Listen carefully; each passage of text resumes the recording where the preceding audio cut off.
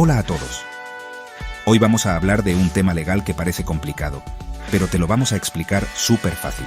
Se llama simulación jurídica. ¿Qué es esto? Imagínate que alguien hace algo que parece una cosa, pero en realidad es otra cosa diferente. Es como un truco, una actuación. En el mundo de las leyes, esto pasa cuando las personas hacen un contrato o un acto legal, pero solo es una fachada. No es lo que realmente quieren hacer o no quieren hacer nada en absoluto. Es como si estuvieran actuando en una obra de teatro, pero con papeles y firmas legales. La simulación es importante porque puede afectar a muchas personas. A veces, la gente simula para proteger sus cosas, como una casa o un auto. Otras veces, lo hacen para no pagar deudas o impuestos, y a veces, aunque no lo creas, puede ser para algo bueno y permitido por la ley. Por eso, es fundamental entender cuándo un acto es simulado. Así, podemos saber si es válido o no, y quiénes pueden tener problemas o quiénes pueden estar protegidos. Es un tema clave para los estudiantes de Derecho y para cualquiera que quiera entender un poquito más cómo funcionan las leyes en Argentina. Entonces, la simulación es crear una apariencia, es mostrar algo que no es verdad. Las personas involucradas se ponen de acuerdo para hacer como si. Por ejemplo, dicen que venden una casa, pero en realidad no la venden. Sigue siendo del mismo dueño. O dicen que la venden a un precio, pero en el papel secreto que guardan, el precio es otro, o quizás es un regalo. Este acuerdo secreto entre ellos es la clave de la simulación. Es lo que diferencia a la simulación de un simple error o de un engaño donde una sola persona miente. Entender la simulación nos ayuda a ver la diferencia entre la voluntad declarada, o sea, lo que se dice públicamente, y la voluntad real, que es lo que las partes verdaderamente quisieron. Es como tener dos caras de una misma moneda. Una es la que todos ven, y la otra es la que está oculta. En el programa de hoy, vamos a desarmar este concepto para que lo entiendas perfecto. Vamos a ver ejemplos, qué dice la ley, y qué puedes hacer si te encontrás con una simulación. Quédate con nosotros que se pone interesante. Bueno, ahora que ya sabemos más o menos qué es la simulación, te preguntarás, ¿y esto dónde está escrito? ¿Lo dice la ley? Claro que sí. La simulación no es un invento, está regulada en nuestro Código Civil y Comercial de la Nación. Este código es como el gran libro de las reglas para casi todas las cosas de nuestra vida diaria, desde comprar algo hasta casarse, y también habla de estos actos simulados. Es importante saber que la ley se ocupa de esto porque, como dijimos, puede tener muchas consecuencias. Los artículos principales que hablan de la simulación en el código son el 333 y los que le siguen, hasta el 337. No te asustes con los números. Lo importante es saber que ahí está todo explicado. El artículo 333, por ejemplo, nos da una definición. Dice que la simulación existe cuando se oculta el carácter jurídico de un acto bajo la apariencia de otro. También cuando el acto tiene cláusulas que no son sinceras, o fechas que no son verdaderas, o cuando por él se constituyen o transmiten derechos a personas que no son aquellas para quienes en realidad se constituyen o transmiten. Estos artículos nos explican qué es la simulación, cuándo es lícita, permitida, y cuándo es ilícita, prohibida. También nos dicen qué pasa con el acto simulado, si vale o no vale. Y muy importante, explican cómo pueden reclamar las personas que participaron en la simulación y también las personas de afuera que fueron perjudicadas por esa simulación. El código trata de proteger a todos, especialmente a los que actúan de buena fe, es decir, a los que no sabían del engaño y confiaron en la apariencia. Entonces, el Código Civil y Comercial es nuestra guía. Allí encontramos las herramientas para identificar una simulación y para entender sus efectos. No es un tema que quede librado al azar. La ley es clara. Si se descubre una simulación ilícita, ese acto que se hizo para engañar puede ser declarado nulo, como si nunca hubiera existido. Y si la simulación era para esconder otro acto que sí es válido y no daña a nadie, entonces ese acto oculto puede tener valor. Por eso es tan importante que esté regulado. Es muy común que la gente confunda la simulación con otros problemas que pueden tener los actos jurídicos. Por ejemplo, el error, el dolo o la violencia. Pero, ojo, son cosas distintas. En la simulación, todas las partes que firman el acto están de acuerdo en engañar, ya sea a otras personas o para lograr un fin que puede ser bueno o malo. Hay un acuerdo entre ellos para mostrar algo que no es. Es un engaño entre amigos, por decirlo de alguna manera sencilla, aunque a veces esos amigos después se peleen. En cambio, en el error, una persona se equivoca sola. No hay nadie que la quiera engañar. Simplemente entendió mal algo o no sabía un dato importante. Por ejemplo, compro un terreno pensando que se puede construir y resulta que no se puede. Ahí hay un error mío, no una simulación. En el dolo, una de las partes engaña a la otra para que firme el contrato. Aquí sí hay engaño, pero es de uno hacia el otro, no un acuerdo de ambos para engañar a un tercero. Por ejemplo, me venden un auto diciendo que funciona perfecto, pero sabían que estaba roto. Y la violencia es cuando una persona obliga a otra a firmar algo usando la fuerza o amenazas graves. Obviamente, ese acto no es voluntario para la persona amenazada. En la simulación, en cambio, las partes que firman el acto simulado lo hacen queriendo, de común acuerdo. Saben que están creando una apariencia. Por eso, la gran diferencia es el acuerdo simulatorio. Ese pacto secreto entre las partes para hacer parecer algo que no es lo que define a la simulación y la distingue de estos otros vicios. Entonces, recuerda bien, en la simulación, las partes del acto actúan juntas. Saben que lo que muestran no es la verdad completa. En el error, hay una confusión de una parte. En el dolo, hay un engaño de una parte hacia la otra. Y en la violencia, hay una obligación forzada. Entender estas diferencias es clave, porque las consecuencias y las formas de reclamar son distintas en cada caso. La simulación tiene sus propias reglas y sus propios efectos, que vamos a seguir viendo. Ahora vamos a meternos un poquito más en el corazón de la simulación. Como dijimos antes, todo se trata de la diferencia entre lo que las personas declaran, o sea, lo que dicen que hacen, y lo que realmente quieren en su interior. La ley y los expertos en derecho llaman a esto la diferencia entre la voluntad declarada y la voluntad real. La voluntad declarada es lo que se escribe en el papel, lo que se firma, lo que todos ven. Parece un acto jurídico serio y verdadero. Pero, en la simulación, existe otra voluntad, la voluntad real. Esta es la que las partes tienen de verdad, en secreto. A veces, esa voluntad real es no hacer ningún acto. Otras veces, es hacer un acto diferente al que se muestra. Por ejemplo, dos personas firman un contrato de compraventa de una casa. Esa es la voluntad declarada, pero en secreto, acuerdan que la casa nunca se va a entregar y el dinero nunca se va a pagar. La voluntad real es no vender nada. Quizás solo quieren que parezca que el dueño ya no tiene esa casa para evitar que se la embarguen. Otro ejemplo simple. Juan le dice a Pedro, te vendo mi auto por 100,000 pesos. Firman los papeles y todo parece una venta normal. Esa es la voluntad declarada. Pero en realidad, Juan le está regalando el auto a Pedro. O se lo está vendiendo por 50,000 pesos. Y dicen 100,000 por alguna razón particular. Quizás para que parezca que Juan tiene más plata de la que realmente recibió. La voluntad real, el verdadero acuerdo, es diferente. Este acuerdo secreto es el que vale entre ellos, siempre que no sea para algo ilegal o para dañar a otros. La definición legal, como vimos en el código, dice que hay simulación cuando se encubre el carácter jurídico de un acto bajo la apariencia de otro, o cuando el acto contiene cláusulas no sinceras o fechas falsas, o se transfieren derechos a personas que no son los verdaderos destinatarios. Todo esto apunta a esa diferencia. Lo que se muestra no es lo que es. Es como un disfraz. El acto visible es el disfraz, y el acto real, o la ausencia de acto, es la persona debajo del disfraz. Entender esto es fundamental para saber si estamos frente a una simulación. No todas las simulaciones son iguales. Los expertos y la ley las clasifican en diferentes tipos, y es importante conocerlos porque los efectos son distintos. Principalmente, hablamos de simulación absoluta y simulación relativa, y también de simulación lícita y simulación ilícita. Vamos a ver qué significa cada una. Es más fácil de lo que parece, te lo aseguro. Pensemos en ejemplos para que quede bien claro cómo funciona cada una de estas categorías. La simulación es absoluta cuando el acto que se muestra no esconde ningún otro acto real.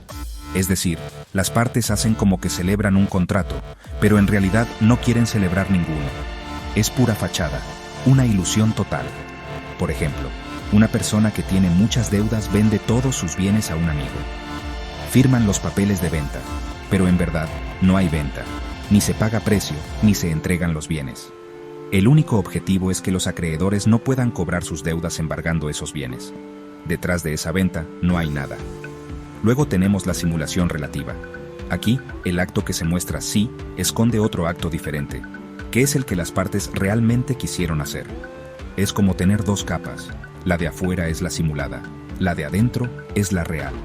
Por ejemplo, una persona quiere donarle una casa a su hijo, pero para pagar menos impuestos o por otra razón, hacen los papeles como si fuera una venta. El acto simulado es la venta, pero el acto real y oculto es la donación. Aquí sí hay un negocio verdadero, solo que está disfrazado. Y además, la simulación puede ser lícita o ilícita. Es lícita cuando no tiene un fin ilegal ni perjudica a terceros. Por ejemplo, si dos personas simulan una venta entre ellas por razones de discreción familiar, pero no están evadiendo impuestos ni perjudicando a nadie, esa simulación podría ser lícita. En cambio, la simulación es ilícita cuando su objetivo es violar la ley o dañar los derechos de otras personas. La mayoría de las simulaciones que llegan a la justicia son ilícitas, como el caso de vender bienes para no pagar deudas a los acreedores. Ahora que sabemos qué es la simulación y sus tipos, la gran pregunta es, ¿qué consecuencias tiene? ¿Qué efectos jurídicos produce un acto simulado? Bueno, esto depende mucho del tipo de simulación que sea, y de si es lícita o ilícita. La ley busca, por un lado, respetar la verdadera voluntad de las partes si no hay nada malo, y por otro, proteger a los terceros que pudieron ser engañados o perjudicados por esta apariencia creada. Vamos a desmenuzar esto un poco. Si estamos frente a una simulación absoluta, donde el acto aparente no esconde ningún otro acto real, y además es ilícita, por ejemplo, se hizo para defraudar a acreedores, ese acto simulado es nulo. Esto significa que es como si nunca hubiera existido. No tiene ningún valor legal. Los bienes que supuestamente se vendieron, en realidad, nunca salieron del patrimonio del deudor. Entonces, los acreedores pueden actuar como si esa venta nunca hubiera ocurrido y embargar esos bienes, la nada misma, digamos.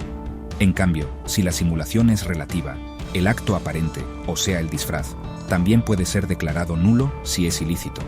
Pero, atención, el acto real que estaba oculto puede ser válido si cumple con todos los requisitos legales y no es contrario a la ley ni perjudica a terceros. Por ejemplo, si se simuló una venta para esconder una donación, y esa donación es válida, cumple con la forma, no perjudica la parte de la herencia que les toca a otros herederos forzosos, etc. Entonces la donación sí tiene efectos. El disfraz se cae, pero lo de adentro vale. Respecto a las partes que hicieron la simulación, entre ellas, el acto simulado no produce efectos si es ilícito o si perjudica a un tercero. Pero si la simulación fue lícita, el acto oculto sí tiene plenos efectos entre ellas. Ahora, ¿qué pasa con los terceros? La ley protege mucho a los terceros de buena fe. Si un tercero, sin saber de la simulación, adquirió derechos basándose en el acto aparente, por ejemplo, le compró la casa al que figuraba como nuevo dueño en la simulación, su derecho se respeta, siempre que haya actuado de buena fe y a título oneroso, o sea, pagando. Para que los jueces puedan decir esto, es una simulación, no basta con una simple sospecha. Se tienen que cumplir ciertos requisitos. El primero y más importante es el acuerdo simulatorio. Esto significa que todas las partes que intervienen en el acto visible deben estar de acuerdo en crear esa apariencia y en que no refleje la realidad de lo que quieren. Si una parte engaña a la otra, eso es dolo, no simulación. Acá, todos los firmantes del acto aparente son cómplices del engaño. Otro requisito es que exista una contradicción intencional entre la voluntad interna, lo que realmente quieren, y la voluntad declarada, es decir, lo que muestran. No es un error, es algo hecho a propósito. Y finalmente, el propósito de engañar a terceros, aunque este engaño no siempre sea para causar un daño. A veces, como vimos, puede ser una simulación lícita donde no se perjudica a nadie. Pero la intención de que la realidad no coincida con la apariencia para los ojos de los demás siempre está. Ahora, ¿cómo se prueba la simulación?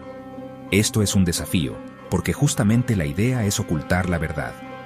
si la acción de simulación la inician las mismas partes que hicieron el acto simulado, por ejemplo, porque una quiere hacer valer el acuerdo real y la otra no. La prueba principal es el contradocumento. Este es un documento secreto que las partes firman al mismo tiempo que el acto simulado, o antes, o después, donde dejan escrita cuál es la verdadera intención o el verdadero negocio. Es la prueba más fuerte. Pero, ¿qué pasa si los que quieren probar la simulación son terceros perjudicados, como los acreedores? Ellos no tienen el contradocumento porque no participaron del acuerdo secreto. Entonces, tienen que recurrir a indicios o presunciones. Son hechos que, analizados juntos, hacen pensar que hubo simulación.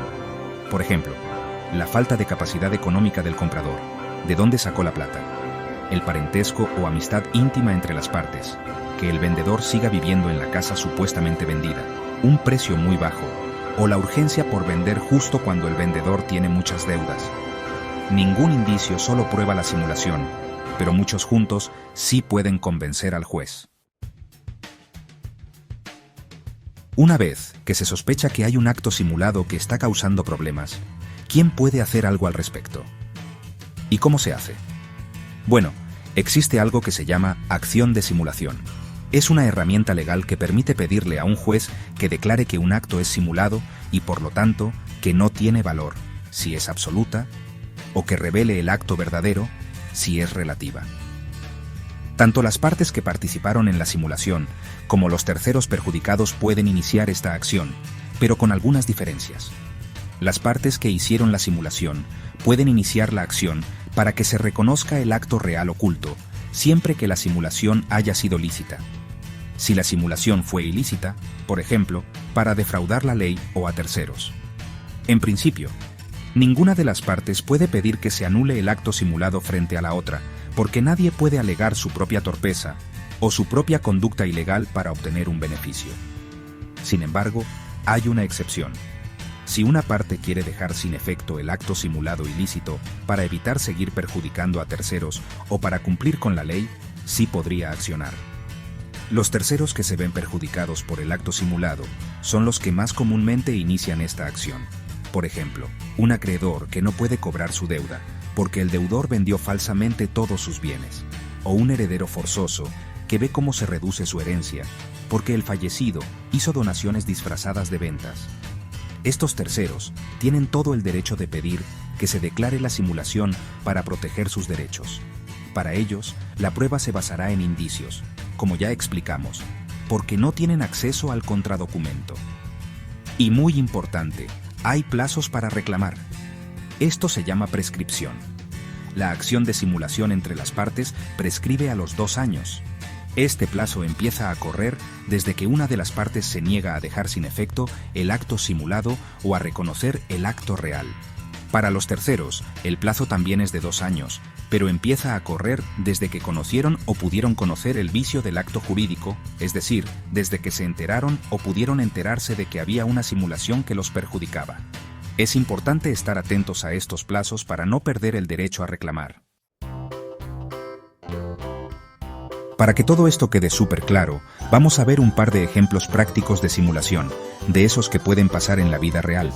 Imagínate a don Carlos, que tiene muchas deudas con el banco. Para evitar que el banco le embargue su casa, don Carlos habla con su sobrino Luis y le vende la casa. Firman una escritura de venta, pero Luis no le paga nada a don Carlos, y don Carlos sigue viviendo en la casa como siempre. Esto es un ejemplo de simulación absoluta e ilícita. El acto de venta es una fachada, no hay ninguna venta real, y el objetivo es perjudicar al banco.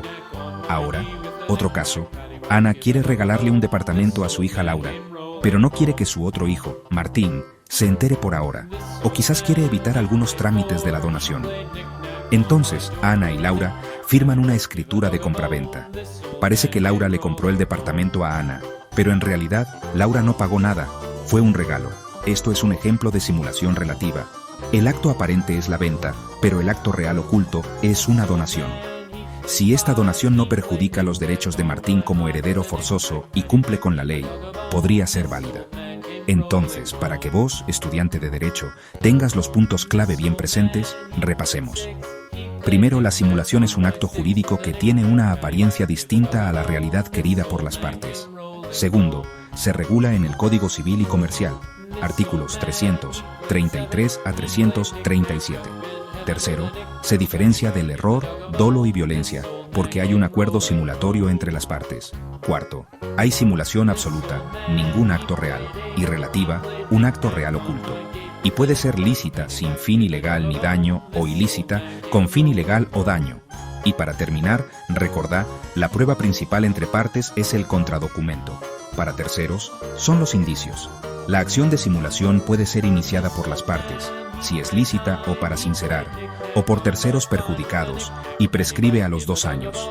Los efectos varían. La simulación absoluta y lícita es nula. En la relativa, el acto oculto puede valer si es lícito. Y siempre se protege al tercero de buena fe, que adquirió derechos del acto aparente pagando por ellos. Conocer bien la simulación es una herramienta fundamental en tu futura profesión. Espero que te haya quedado clarísimo.